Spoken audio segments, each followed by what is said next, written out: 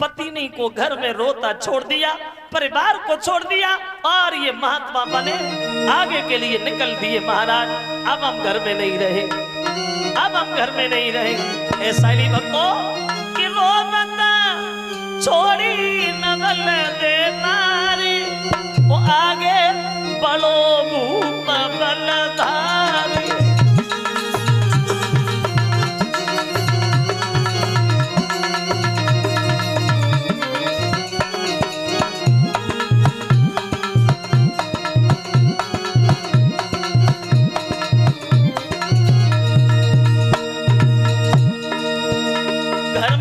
को छोड़ दिया।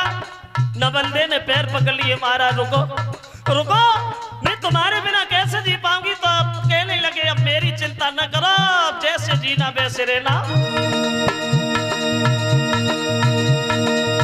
आगे बढ़ो भूप बलधारी, भाई जीवन की मेरी ख्वारी।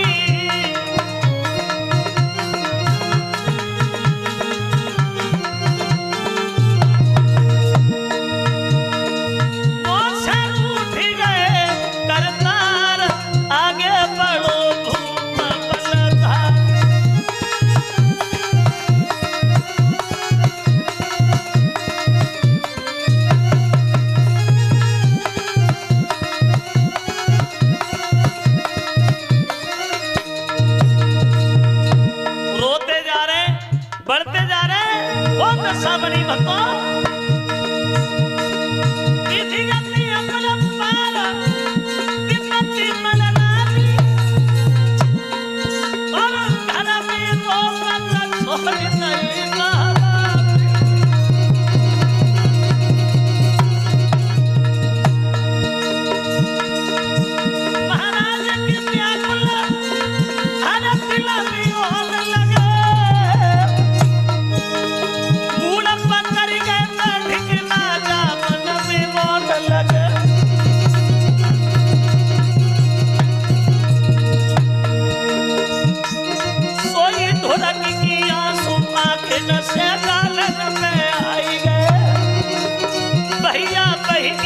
आंसू आंखें से कालन में आई गए।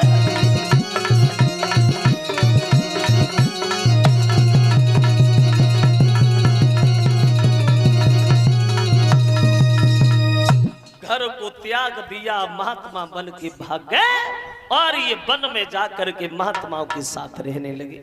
महात्मा समझा रहे हैं लेकिन समझ में नहीं आ रहा है। तब इन्हें अंत में व्यास के पुत्र श्री सुखदेव जी मिले।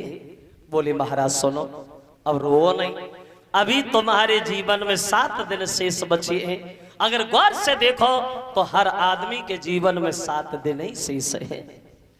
7 ही दिन में आदमी पैदा होता है, 7 ही दिन में बड़ा हो जाता है, 7 ही दिन में सब कुछ कमा के गमा लेता है और 7 ही दिन में दुनिया से चला भी जाता है। 8वें दिन तक कोई जिंदा नहीं रहा, क्योंकि ब्रह्मा जी ने आज तक 8वां दिन बनाया ही नहीं। बोले अभी जीवन के 7 दिन शेष बचे, इधर आइए परीक्षित महाराज, हम तुम्हें कथा सुनाएंगे और आशा ही नहीं पूर्ण विश्वास है कि कथा सुनने के बाद वो तक्षक नाग तुम्हारा कुछ भी नहीं बिगाड़ पाएगा।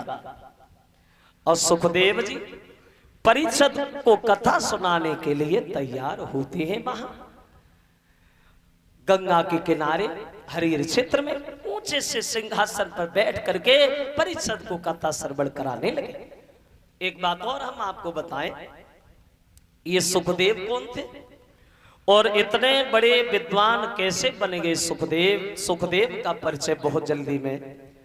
एक विद्वान ये कह रहा है कि सुखदेव जो थे ये पूर्व जन्म में एक तोता थे, तोता। और इन सुखदेव ने एक बार भगवान शंकर जी के मोहखार बिंद से भगवान अमरनाथ की अमर कथा श्रवण की थी। और उसी कथा को सुनने के बाद ये सुखदेव महाराज अमर भी हो गए थे। इन्होंने कथा कब श्रवण की, कब सुनी? बोले कथा तब सुनी जब एक बार देवर्षि नारद ने देखा कि शंकर जी और पार्वती में लड़ाई नहीं भाई, और बहुत दिन हो गए हमने कराई भी नहीं, चलो आज कराते दोनों में। और इन नारद का काम था एक दूसरे में झगड़ा कराना। जब तक ये लड़ाई करा नहीं लेते थे तब तक इन्हें चैन ही नहीं आता था। पूरे दिन बीड़ा बजता ही रहता था। झगड़ा कराने में बहुत माहिर थे नारद, तभी इनका नाम रखा गया था नारद।